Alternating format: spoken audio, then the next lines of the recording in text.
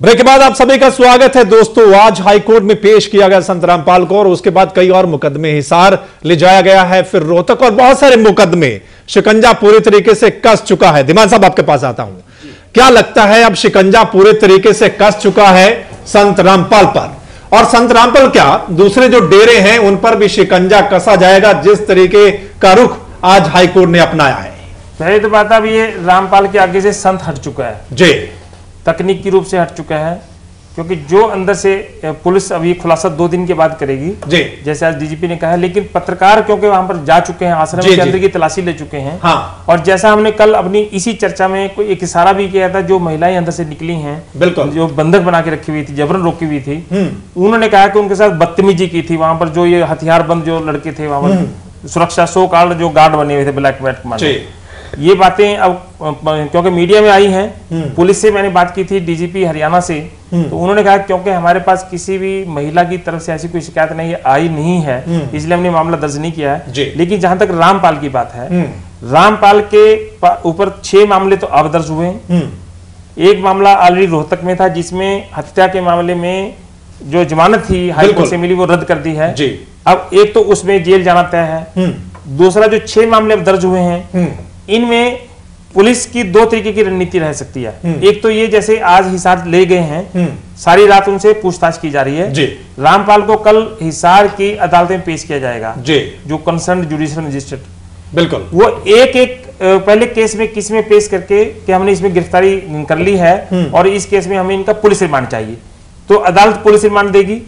फिर दूसरे केस में उसमें जो पहले केस में कहीं जुडिशियल उनको भेज दिया जाएगा जी अभियुक्त को, तो दूसरे केस में फिर पुलिस रिमांड मांगेगी।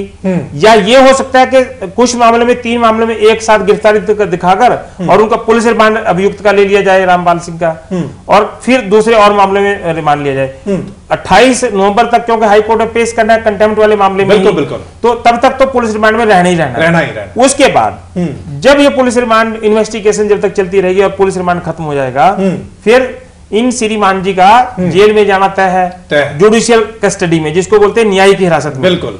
और जो पहले वाला केस है, जब तक उस केस का निपटारा होने की स्थिति में है, क्योंकि आज हाई कोर्ट ने अपने सहयोगी वकील अनुपम गुप्ता जो के सीनियर एडवोकेट हैं, उनसे ये कहा है कि वो सलाह दें कोर्ट को कि हत्या वाला जो मामला है जिसका ट्रायल रोहतक कोर्ट में चल रहा है, क्या किसी अन्य जिला अदालत में वो ट्रायल हो सकता है? तो ये संभावना जताई जा रही है जी। रोहतक और हिसार 2 आश्रम बनाए थे, हाँ। दोनों विवादास्पद हैं, और ये जो हिसार के बरवाला का जो आश्रम है ये पुलिस की कस्टडी में है और सरकार की कस्टडी में आ जाएगा, क्योंकि वहां ज्यादा समर्थक है जो हरियाणा के लोग हैं, बाहर के राज्यों के ज्यादा समर्थक हैं। तो ये कहीं ट्रायल या तो किसी अन्य राज्य में भी हो सकती है या हरियाणा के बिल्कुल उत्तर के जो जैसे पंचकुला हो सकती है, अंबाला हो सकती है, ऐसे किसी जिले में ये ट्रायल हो सकता है, बिल्कुल। तो अब रामपाल का जो कि वो लोगों को सतलोक पहुंचाने की बात करता था, अब उसको उसका जो भविष्य है वो जेल में कटेगा। इतने मुकदमे दर्ज हो गए, पूरी जिंदगी निकल जाएगी जेल की सलाखों के पीछे। यहां पर चलिए रंजीता मेहता जी, क्या लगता है कुछ महिलाएं जो डेरे से बाहर निकल रही थी, हम देख रहे हैं 2 दिनों से बाहर आकर बेचारी रो रही थी कि मैं यहां क्यों आ गई, इन सब के पीछे जिम्मेदार कौन है? हमारा समाज है, ये जो बाबा हैं, या सरकारें भी हैं? पाखंडी बाबा या सरकारें भी हैं? सरकारें इनको पनपने का मौका देती है।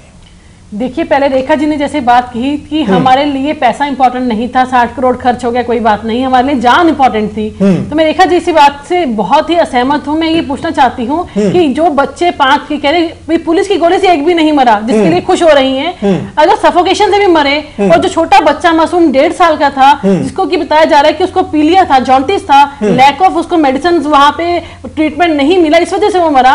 अगर वो 10 दिन पहले बाहर निकाल लिया जाता तो शायद वो बच्चा भी बच सकता था। तो इनको ये चीज पे हमारी सफलता और खुश होने की जरूरत नहीं है, इस पे शर्म आनी चाहिए कि यही एक्शन अगर 10 दिन पहले ले लिया जाता, ना ही इतना बड़ा बवाल खड़ा होता, ना ही इतना पैसा वेस्ट होता, और ना ही इतना बवंडर जो 5 मौतें हुई हैं, जो मासूम और बेकसूर लोगों की मौतें हुई है, वो भी ना कहीं बच सकती थी। तो मेरा ये मानना है कि सरकार अगर एक्शन टाइम पे लेती, क्योंकि सरकार का भी एक्सपीरियंस नहीं है, नई सरकार बनी है, उनको तजुर्बा नहीं है, ये उसकी निशानी थी जो 10 दिन का समय लगा और ये तो इस तरह का ड्रामा। मेरा सवाल था, उसका जवाब नहीं मिला। जिम्मेदारी किसकी बनती है? जो इतने बाबा पनप गए, पाखंडी बाबा, उनमें हजारों लोग जाते हैं जी, फिर बाद में पछताते हैं। देखिए कहीं ना कहीं हमारी लोगों की अंधविश्वासी है जो हम लोग जाते हैं और इनको इतना सम्मान देते हैं और इतना बढ़ावा देते हैं, और कहीं ना कहीं सरकार भी जिम्मेदार होती है कि इनको पनपने देती है समय समय पर, जैसे कि अब हाईकोर्ट ने ये लिया है डिसीजन। ये हर सरकार में होता है। देखिए रेखा शर्मा जी, यस, हाईकोर्ट ने ये डिसीजन लिया है कि बार-बार होना चाहिए। रंजीता जी जो कह रही है 10 दिन की बात, मैं कह रही हूँ ये कांग्रेस का ये हाल है कि 100 चूहे खा के बिल्ली हज को गई। ये 10 दिन की बात करिए। मैं ये पूछती हूँ, आज ये भी बात आई कि ये आश्रम जो है इलीगल बना हुआ है। ये 10 साल पहले ये क्यों नहीं, ये सरकार में थे, इनको तब इलीगैलिटी नहीं, इन्होंने बनने ही क्यों दिया? वो आश्रम ना होता, वहां पे ना लोग आते और ना ही ये सब कुछ बवंडर होता। इन्होंने क्यों करा? आज ये शोर मचा रहे हैं, 10 दिन की बात कर रहे हैं। मैं पिछले 10 साल का हिसाब चाहती हूँ रंजीता जी से, इन्होंने 10 साल में क्यों बनक नहीं दिया? क्यों तब नहीं देखा कि ये इलीगल कंस्ट्रक्शन हो रहा है? क्यों देखा तब नहीं दिखाई दिया कि इलीगल कंस्ट्रक्शन, इसको हटाया जाए? आज ये पेपर्स में आ रहा है कि इलीगल है। जब सब कुछ हो जाता है तब ये शोर मचाने आ जाते हैं, पहले क्यों नहीं देखा गया ये? चलिए, सीमा चौधरी हमारे साथ है, प्रवक्ता है इनेलो के। सीमा जी, आप एक फ्रेंडली मैच खेल रहे हैं, निश्चित तौर पर आपके नेता भी फ्रेंडली मैच खेल रहे हैं भाजपा के साथ। आप ये कहते हैं कि सरकार तो नहीं है, प्रशासन को सोचना चाहिए था, पुलिस की जिम्मेदारी ज्यादा बनती है। पुलिस की जिम्मेदारी तो तभी बनती है ना जब ऊपर से निर्देश, आप भी जानते हैं निर्देश किसके होते हैं? सरकार के होते हैं। मैं ये कहना चाहूंगी, सरकार ने निर्देश दे दिए 4 तारीख को हाईकोर्ट के जब ऑर्डर्स हो गए, सरकार ने निर्देश के उनको गिरफ्तार किया जाए, लिया जाए, तो पुलिस वहां पे तैनात हो गई।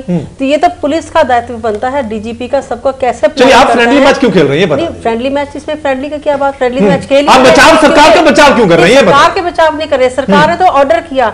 आगे के जो भी वहां के डीजीपी जनरल, जो भी जब कोई फ्रंट पे लड़ाई होती है तो वहां का ब्रिगेडियर जनरल ऑर्डर करता है कि कुछ नहीं। हम तो ये कहते हैं कि हमें, मुख्यमंत्री सामने नहीं आते कई दिनों से, डीजीपी सामने आते हैं या मुख्य सचिव सामने आते हैं। सरकार का हिस्सा होनी, सरकार में तो कुछ नहीं बोलना चाहूंगी। देखिए, मैं कुछ कहना चाहती है। सीमा की बात कर रही है, जो फ्रेंडली मैच की बात कर रहे हैं, इसका जवाब मैं देना चाहती हूँ। पहले तो फ्रेंडली मैच इसलिए खेला जा रहा है, इसके पीछे 2 कारण हैं।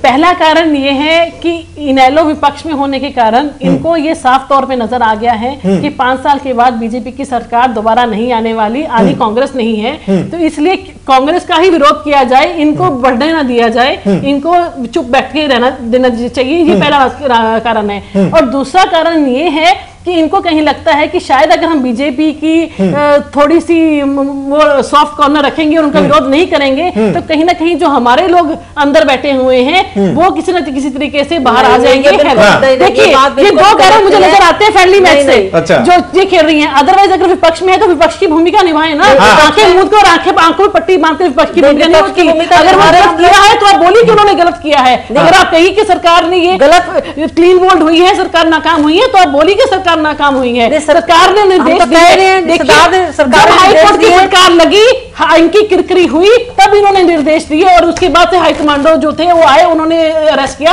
पहले दिन से अगर कमांडोज को लगा दिया जाता तो पहले दिन अरेस्ट हो जाता। पहले दिन से आप देख रहे हो, पंचकुला तक पुलिस बैठी थी, पुलिस बैठी थी, कमांडोज नहीं थे मैडम। पंचकुला में हर शहर में नाके, हर मोड़ पर चंडीगढ़ तक जाना उन नाकों का क्या फायदा? नाके थे। चलिए धीमान साहब आपके पास आते हैं। धीमान साहब, मुख्य विपक्षी पार्टी है इनेलो, कांग्रेस तो बाद में है। कांग्रेस वाले ज्यादा अटैक कर रहे हैं, इनेलो वाले अटैक क्यों नहीं कर रहे हैं सरकार? सीमा जी का पता नहीं क्यों ये सरकार और अफसरों के बीच में अलग अलग बांट के मान के चल रही हैं। सरकार क्या होती है और प्रशासन क्या होता है, मुझे समझ नहीं आया ये क्यों इस पे डिफरेंशिएट नहीं कर पाई है। प्रशासन किसके नीचे काम करता है? सरकार के नीचे। सरकार बीजेपी की है, आईएनएलडी उसमें सत्ता में शामिल नहीं है। जब प्रदेश में कानून व्यवस्था बिगड़ती है, प्रदेश में महिलाओं के साथ अत्याचार की घटनाएं बढ़ती हैं, प्रदेश में मुकदमों की संख्या बढ़ती है, तो आईएनएलडी विधानसभा के अंदर भी और विधानसभा के बाहर भी उस वक्त की सरकार को कोसती है कि इस राज्य में इतनी महिलाओं पर अत्याचार बढ़े, इस सरकार में दलितों पर इतने अत्याचार हुए। अब अगर इस सरकार में 6 निर्दोषों की जान गई, इस सरकार के कार्यकाल में हाई कोर्ट ने फटकार लगाने के बाद इतना सारा एक्शन पुलिस को लेना पड़ा, तो उस पे सरकार को कैसे आप अलग से ठहरा सकते हैं? बिल्कुल अलग सरकार अलग हो ही नहीं सकती। अगर यहां पर डिसक्रेडिट अगर जा रहा है, 6 मासूमों की जो जान गई है उसके लिए भाजपा की सरकार को दोषी ठहराया जा रहा है, आरोपी ठहराया जा रहा है। अगर ये 6 जाने ना जाते और पहले दिन एक्शन हो जाता तो इसी सरकार की, बीजेपी की सरकार की वाही होती।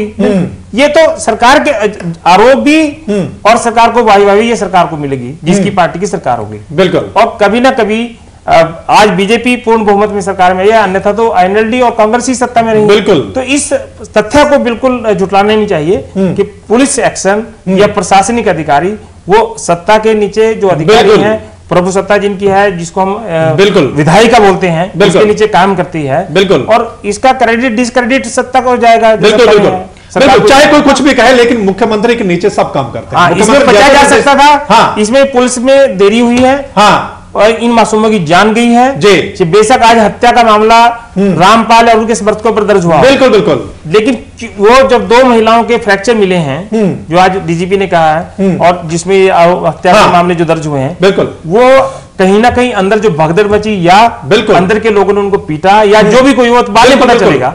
तो इससे इस स्थिति से बचा जा सकता था, लेकिन इस स्थिति से कांग्रेस भी पीछे अपने आप को नहीं बचा सकती। जी जी, क्योंकि बिल्कुल यहाँ मुख्यमंत्री की जिम्मेदारी बहुत होती है। लेकिन रेखा शर्मा जी, मैं आपके पास आना चाहूंगा। मुख्यमंत्री जी बोले नहीं, जब गिरफ्तार कर लिया तब वो मीडिया के सामने आए। इतने दिन तक वो कुछ नहीं बोले हैं, ना आपके देश के प्रधानमंत्री बोले हैं इस विषय पर। प्रधानमंत्री क्या बात? प्रधानमंत्री यहाँ नहीं थे, वो आपको सबको पता है, वो आज ही आए हैं। बाहर सैर सपाटे नहीं, ये मुख्यमंत्री की बात कर लेते हैं। ये मतलब मुझे लगता है ये छोटी छोटी बातें, ये छोटी बात नहीं है। नहीं, ये छोटी बात नहीं है। बात नहीं कर रही, ये जो बीच में सैर सपाटे जो वर्ड बोला गया, मैं उसकी बात कर रही हूँ। ये शब्द समझ के बात करनी चाहिए एक प्रधानमंत्री के लिए, जो बाहर की कंट्री में सैर सपाटे के लिए गए थे, तो इनके तो सारे मेरे ख्याल से प्रधानमंत्री सैर सपाटा ही करते रहे, उन्होंने कुछ नहीं किया। मुझे लगता है कि इस टाइम चुनाव का टाइम नहीं था, वरना रैली करनी होती तो वो कैंसिल करके यहाँ जरूर पहुंचते, इमीडिएटली अपनी इमरजेंसी फ्लाइट लेके वापस जरूर आते हैं। यहाँ पे वोटे मिलने का चक्कर होता है।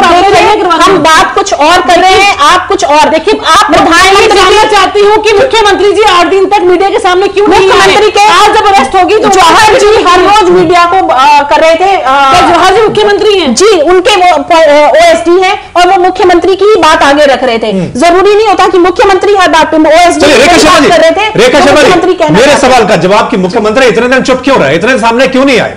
जी, वो मुख्यमंत्री की बात ओएसडी कह रहे थे, जवाहर जी कह रहे थे, और मुख्यमंत्री इसी चीज में लगे हुए थे। मेरे ख्याल से आज आपने भी ये देखा होगा और आपके न्यूज चैनल भी ये बता रहे थे कि पूरे लगातार वो इंडो मीटिंग्स और पुलिस से मीटिंग्स और इसी चीज में वो वहां बैठ के खुद निगरानी रख रहे थे इस पूरे ऑपरेशन। नहीं, नेलो कहती है नहीं सरकार, इसका मतलब उनको एक्सपीरियंस नहीं था इस बात का। जी नहीं, एक्सपीरियंस ये नहीं है कि एक्सपीरियंस नहीं था, उनको एडमिनिस्ट्रेशन का एक्सपीरियंस एज सरकार नहीं था, लेकिन वो बहुत अच्छे एक इंसान है और मेरे ख्याल से कुछ भी होने से पहले एक इंसान अच्छा होना बहुत जरूरी है। बहुत बड़ी बात जो हाईकोर्ट ने आज बहुत बड़ी बात कही है, और अनुपम गुप्ता ने जो बात कही है वो आपको सुनवा देते हैं, जो दूसरे डेरों के बारे में है वो आपको सुनवाते हैं। पंजाब, हरियाणा और चंडीगढ़ में या ऐसे भी और कोई धार्मिक स्थल, डेरे इत्यादि हैं जहां आर्म्स और एम्युनिशन का गैर कानूनी इस्तेमाल होता है, और क्या हाईकोर्ट को उसकी कॉग्निजेंस भी लेनी चाहिए या नहीं? अब अगली हेयरिंग कंटेम्प्ट में 28 नवंबर को होगी। तो आपने सुना किस तरीके से पंजाब, हरियाणा, जो चंडीगढ़ है, यहां पर जो दूसरे डेरे हैं उनकी भी जांच की जाए, अगर वहां पर भी हथियार हैं, क्योंकि यहां बहुत ज्यादा हथियार, जिस तरीके से हम देख रहे थे, जो कमांडो बनाई गई थी सतलोक आश्रम की ओर से, उनके हाथों में हथियार भी थे, और पुलिस कह रही है कि अंदर से गोलियां भी चली थी। तो निश्चित तौर पर धीमान साहब जी, क्या लगता है, आप जो शिकंजा कसा जाएगा दूसरे डेरों पर, क्या लगता है इसमें सही तरीके से कार्रवाई पुलिस भी करेगी और सरकार भी करेगी, या फिर वही बात वोटों के चक्कर में यहां पर कुछ ना कुछ गड़बड़ी कर दी जाएगी? देखो, क्योंकि एमआईके क्यूरी जो है अनुपम गुप्ता, इन्होंने भी बताया है कि ये 28 तारीख को जब सुनवाई होगी उस दिन हाई कोर्ट ये तय करेगा, निर्देश देगा, बड़े डिटेल ऑर्डर देगा कि जितने पंजाब, हरियाणा, चंडीगढ़ में धार्मिक स्थल है इंक्लूडिंग डेराज, इनके अंदर इनकी कितनी सीमा तक जांच होनी चाहिए, किस प्रकार की जांच होनी चाहिए। लेकिन आज उन्होंने मंशा जरूर जाहिर कर दी है कि हथियारों का प्रयोग या अन्य और किसी प्रकार से जो इलीगल जो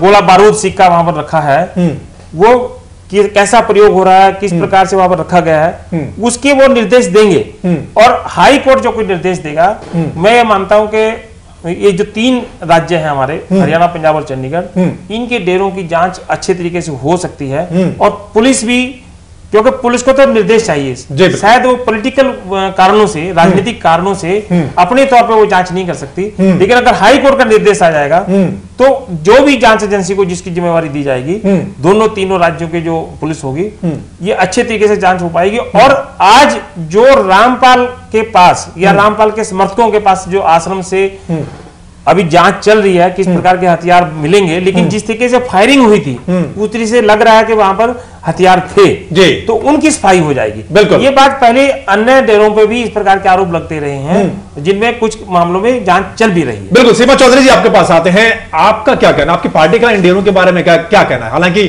डेरे की वजह से आपको पिछले जो चुनाव है उसमें बहुत नुकसान हुआ है। देखो, हमारी पार्टी की तरफ से मैं तो यही कहना चाहूंगी कि जो उच्च न्यायालय अगर कोई आदेश देती है तो हर सरकार का दायित्व बनता है उसके आदेशों को माने और जल्दी से जल्दी एक्शन हो। अगर जिस तरह से इस डेरे में हमें बहुत सारी ऐसी चीजें, हथियार हैं और महिलाओं के लिए शोषण हुआ, बहुत ऐसी गलत चीजें जो पाई गई हैं, और एक तरीके से चेक होगा कि इन डेरों के एक समाज के लिए भी अच्छा है, एक सारे डेरों की एक चेकिंग हो जाएगी और एक साफ सुथरा, मतलब लोगों की आस्था को ठेस नहीं पहुंचेगी। और कहीं ना कहीं एक नहीं कि एक डेरा का ऐसा गलत होगा कि सारे डेरे ऐसे होंगे, ऐसे नहीं होंगे। जैसे बाबा रामदेव जी हैं और कई ऐसे डेरे हैं जहाँ के बिल्कुल साफ सुथरा माहौल है और पूरा चेकिंग है और सब कुछ है, पर कहीं ना कहीं ये समाज के लिए एक बहुत अच्छा कदम है और उच्च न्यायालय का हम इस बात पे स्वागत करते हैं कि उन्होंने अच्छी पहल की है। चलिए रेखा शर्मा जी, अब आपका क्या कहना है? आप पीठ तो थपथपा रहे हैं कि हम बहुत अच्छा ऑपरेशन हमने चलाया था, पुलिस की ओर से कोई भी गोली नहीं चलाई गई, लेकिन जो इतने दिन लगे और जो पैसा लगा है, खासकर जो हाईकोर्ट ने भी ब्यौरा मांगा है कि कितना पैसा लगा है, चंडीगढ़ पुलिस ने अपना ब्यौरा दे दिया, करोड़ों रुपए में वो है, और हरियाणा को तो बहुत ज्यादा होगा, इतनी तादाद में पुलिस वहां पर तैनात थी कई दिनों से लगातार, उसका ब्यौरा, उसकी जिम्मेदारी, क्या आम लोगों का पैसा नहीं है जो इतना खर्च हो गया? जी, आम लोगों का पैसा ही है और ये मैं मानती हूँ कि सरकार ये पूरा ब्यौरा जिस तरह से उच्च न्यायालय ने मांगा है वो पूरा ब्यौरा देगी।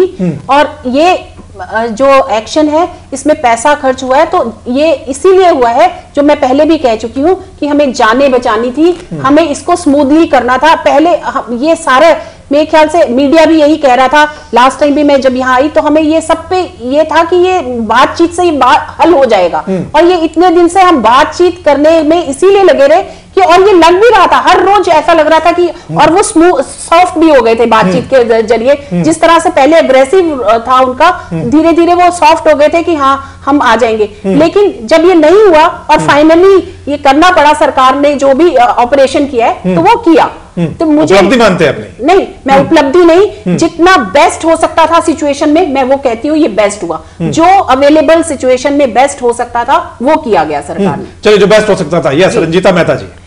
देखिए, पहले तो मैं अप्रिशिएट करती हूँ कि रेखा जी ने इस बात को स्वीकार किया कि कहीं ना कहीं एडमिनिस्ट्रेशन में जो इनका एक्सपीरियंस की वो कमी थी, और पर ये कह रहे कि वो इंसान बहुत अच्छे हैं। देखिए, इंसान तो सभी अच्छे होते हैं, पर एक प्रदेश को एक मुखिया की जरूरत होती है, एक सीएम की जरूरत होती है, एक मुख्यमंत्री की जरूरत होती है कि जो अपने दिमाग से, प्लानिंग से उस प्रदेश को चला सके। मैं अप्रिशिएट करती हूँ कि इन्होंने स्वीकारा कि उनको ऐसी प्लानिंग स्वीकारा, मेरे शब्दों को बिल्कुल ये नहीं कहा, बिल्कुल गलत, जो कहते हैं कि बेस्ट पॉसिबल हो सकता था वो इन्होंने किया। आपके हिसाब से? देखिए, मैंने आपको पहले भी बताया है कि जो बच्चे सफोकेशन से, जो कहते हैं गोली से नहीं मरे, सफोकेशन से मरे हैं, लैक ऑफ मेडिकल। आपकी सरकार में तो गोलियां चली थी उस समय, कई लोगों की जान चली गई थी। कई लोगों की नहीं गई थी सर, एक लोग बंदे की जान गई थी, वो भी तीन लोगों की जान चली गई थी सर। 2006 में सिर्फ एक लोग बंदे की जान गई थी, वो भी आरएस माजू के साथ इनकी भिड़ंत हुई थी। इसमें सरकार या पुलिस स्टेशन को, अब बताइए कि जितने भी वहाँ पे पत्रकार भाई थे जो सच्चाई दिखा रहे थे, उनका क्या कसूर था जिनके ऊपर इन्होंने डंडे बरसाए? आपकी सरकार में भी हुआ था, एक बार पत्रकारों की पिटाई हुई थी। सर मेरी बात सुनिए, मैं सब भूल गई है, ये 10 साल की बातें पूरी भूल गई है। मैंने स्लेट साफ करके लिखना चाह रही है, लेकिन जनता को वो स्लेट साफ नजर नहीं आ रही है, नजर नहीं आ रही है। तो इसका मतलब वो 10 साल की सारी लिखा हुआ आपने जो लिखा है, और ये सब कुछ पैदा आप ही की सरकार में हुआ है, और आप लोगों ने पैदा किया। हम पाल रहे थे, हमने तो पाल रहे थे ना, हम हमने तो रंजीता जी मान गई हमने मारा है। मैं आपको रोकना चाहूंगा, यहाँ वक्त की कमी और वक्त हमारा समाप्त हो गया है। तो कुल मिलाकर शिकंजा कस गया है संत रामपाल, जिसको अब संत भी नहीं कहते, संत भी शब्द हट गया है, रामपाल पर शिकंजा और कस गया है। जो नए मुकदमे हैं उन पर नए सिरे से अब और केस चलेगा। जो पुराना मुकदमा है जिसमें बेल खारिज हो गई है, एसआईटी गठित कर दिया, एसआईटी गठित कर दी गई है। पूरे डेरे का वहां पर तलाशी ली जा रही है कि उसमें आखिर ऐसा क्या था, और हाईकोर्ट ने भी ब्यौरा मांगा है। दूसरे डेरों पर भी शिकंजा कसा जाएगा जिस तरीके से हाईकोर्ट के निर्देश हैं। इस खास चर्चा में सभी मेहमानों का बहुत बहुत शुक्रिया। इस खास चर्चा में इतना ही, लेकिन प्रदेश की ताजा तरीन खबरों के लिए आप बने रहें एवं तहलका हरियाणा के साथ।